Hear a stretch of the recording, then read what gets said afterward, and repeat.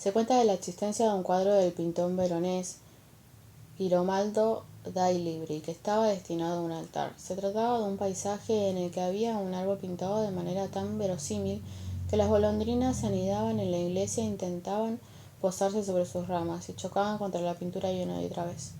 Pero existe una historia todavía más interesante. A comienzos del siglo V a.C. vivía en Atenas el famoso pintor Zeuxis, a quien un día se le ocurrió pintar unos racimos de uvas. Orgulloso de su obra, invitó a su colega Parasio para que viera el cuadro. Este, de antemano celoso, fue al taller de Zeuxis y, aunque de modo un poco displicente, tuvo que admitir que la estupenda calidad de las uvas pintadas.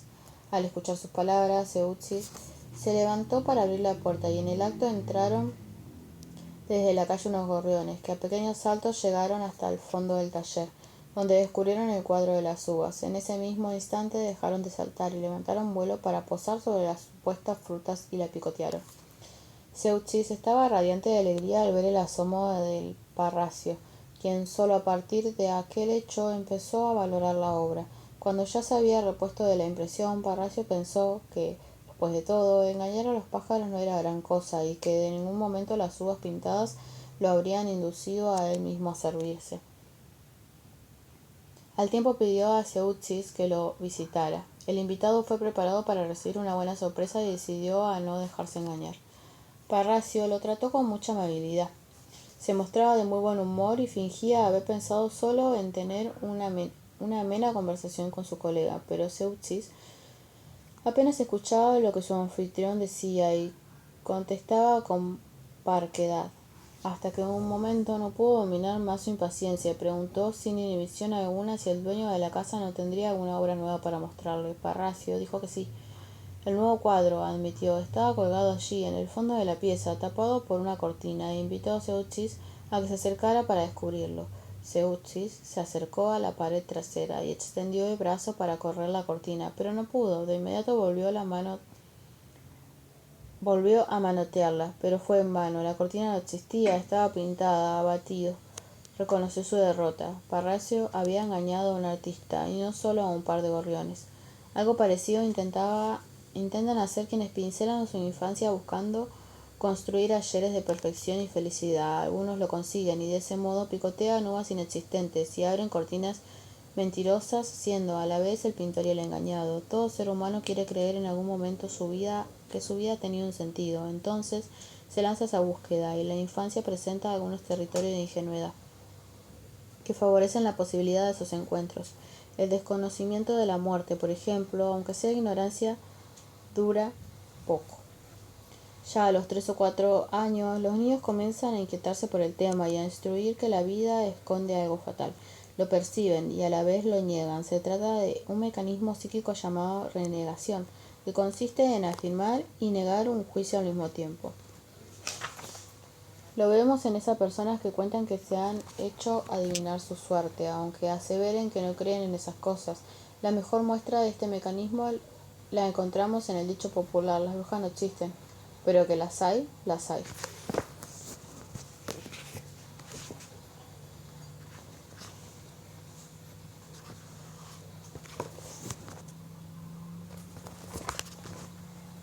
Sin embargo, las circunstancias de la vida indican que, por más que se intente negarlo, la muerte existe. La pérdida de una mascota basta para que se sienta el impacto y aparece la pregunta: «Mamá, ¿vos también te vas a morir?».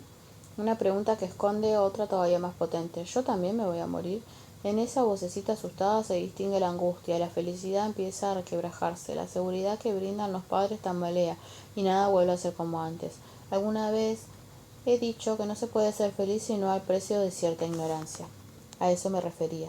La niñez es un lugar donde las ilusiones son posibles, donde los tres reyes magos que viajan en camello nada más que para tener un regalo si es que nos hemos portado bien. Un tiempo en el que hay espacio para creer que alguien juzga nuestros actos y ser bueno atrae aparejado una recompensa, creencia que hace que la infancia un ámbito capaz de alojar una felicidad luminosa que se va perdiendo a medida que caen las ilusiones. El mundo deja de ser un mundo mágico. Papá Noel ya no existe, el universo no es perfecto, ni la vida es justa. Así toda la niñez no es un lugar, un tiempo, tan perfecto ni tan feliz como parece. No deja de estar atravesada por dificultades, miedos, enojos y celos. Desde hace un tiempo la infancia y yo hemos vuelto a conectarnos. Se lo debo a Zoe, mi nieta. Todos los jueves tenemos nuestro encuentro personal. Paso a buscar temprano para desayunar. Ella toma un jugo de naranja y come un sándwich de queso. Siempre lo mismo. Los chicos encuentran en las repeticiones un lugar de disfrute. Por eso intentamos sentarnos cada semana en la misma mesa. Ella sabe cuál es su lugar y cuál es el mío. En un momento me pide que veamos una película que por supuesto ha visto muchas veces. Y hablamos. En su lengua me cuenta la trama, quién es el bueno y quién es el malo, qué cosas van a ocurrir. Y de esa manera compartimos horas mientras me emociono y de un modo secreto intento hacerme querer para habitar en su memoria. Luego del desayuno la llevo hasta el jardín en brazos y le canto durante el camino. Suele dormirse mientras entona algunas notas largas al final de cada verso. Al llegar la dejo con sus maestras. Ahora es una despedida tranquila, pero al comienzo, cuando todavía estaba en proceso de adaptación, cada vez que la dejaba me rogaba, no, Abu, no, y hacía gestos con las manos pidiendo que volviera a alzarla. Zoe tenía miedo, se sentía desolada. Es comprensible, después de todo se quedaba sola en un mundo lleno de desconocidos, a sabiendas de que esas despedidas deben ser breves y que me iba de inmediato con el recuerdo de su carita angustiada. Si pidiéramos captar ese momento, la fotografía mostraría uno de los muchos instantes aterrorizados que recorren la niñez. El cachorro humano descubre, muy pronto, que habita un lugar amenazante y es incapaz de vivir solo. Aunque queramos guardar la percepción de sus risas y juegos, debemos reconocer que la angustia, el miedo y la tensión forman parte de sus emociones corrientes. Por eso, la premisa de que la felicidad está en la infancia es al menos dudosa. Sin embargo, el pasado es un tiempo al que todo ser humano regresa cada tanto. En los comienzos de mi carrera trabajaba en un geriátrico y muchas veces al preguntar a quienes vivían allí cómo se encontraban, obtenía la misma respuesta, viviendo de los recuerdos, y era así. Lo notaba en cada conversación, volvía a ellos de manera constante, como si fuera el único recurso para recuperar un poco de felicidad. Pero, ¿por qué?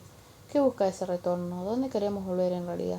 La respuesta es dura. Todo ser humano busca regresar a un lugar siniestro. El psicoanálisis suele hablarse de los dos mecanismos que rigen el fundamento psíquico, principio de placer y el principio de realidad. Pero al parecer esto se excluye un tercer mecanismo al que Freud denominó principio de nirvana. Veamos en qué consiste cada uno. Arrojada al mundo, la psique reacciona ante los estímulos que recibe, estímulos que generan distintos grados de tensión. El principio de placer intenta mantener esa tensión en un nivel que resulte soportable. Cuando la tensión sube demasiado, la reduce, y cuando baja en exceso, procura aumentarla, porque un nivel demasiado bajo produce un estado de desgano, falta de deseo y depresión. Por el contrario, la tensión se extralimita y aparece una sensación desagradable a la que solemos denominar ansiedad. Cuando esto ocurre, el aparato psíquico busca alguna forma de descargar esa tensión excedente y entonces asoma, por ejemplo, el enojo, el grito, el llanto o la pelea. El principio de realidad le impone un coto de tendencia de descarga automática que guía el principio de placer. Supongamos que una persona se molesta con su jefe, se siente enojada y querría insultarlo o revolear lo que tiene sobre el escritorio, pero la realidad le indica que necesita el empleo y que si hiciera eso seguramente sería despedida. Entonces debe resistir la tentación de la descarga automática y encontrar un modo diferente de resolver el conflicto psíquico. Es decir, el principio de realidad aporta la posibilidad de meditar, de poner algo entre el estímulo y la respuesta. El empleado furioso puede tal vez ir a la cocina, prepararse un café, comentar con algún compañero lo que ha pasado y de ese modo ir disminuyendo su ansiedad. Quizás hasta pueda solicitar una reunión para aclarar la situación con sus jefes y exponer sus argumentos. Si no fuera por el principio de realidad, la vida estaría plagada de agresión, rupturas y estados depresivos. Cada vez que alguien se contiene para no discutir con su pareja, pelear con su hijo o algún amigo, está bajo el dominio del principio de realidad. Pero también existe el principio de nirvana, que consiste en la tendencia de reducir la tensión a cero. y de esa manera vaciar la ansiedad al aparato psíquico. Eso implica volver a un estado inerte anterior a la vida, regresar de la nada, es decir, a la muerte misma. Es lo que encuentra el suicida que ha renunciado a vivir y se entrega de manera plena a satisfacer su pulsión de muerte. Este es el retorno tan temido, una pulsión que recorre a todo ser humano. ¿Por qué lo llaman principio de nirvana? Los orientales anhelaban llegar al nirvana, ese estado donde alguien se ha liberado de todos sus deseos. Es uno de los universos y nada lo perturba. Ya no hay ni bien ni mal, y no importa si alguien nace, vive o muere. En definitiva, el nirvana es un estado donde cualquier cosa que ocurra es considerada parte del orden universal perfecto. Sin embargo, esto que en el Oriente se supone como el fin del último en la evolución espiritual, para nosotros puede ser el infierno mismo, porque a nosotros sí nos importa si alguien que amamos vive o muere, si nos quiere o no.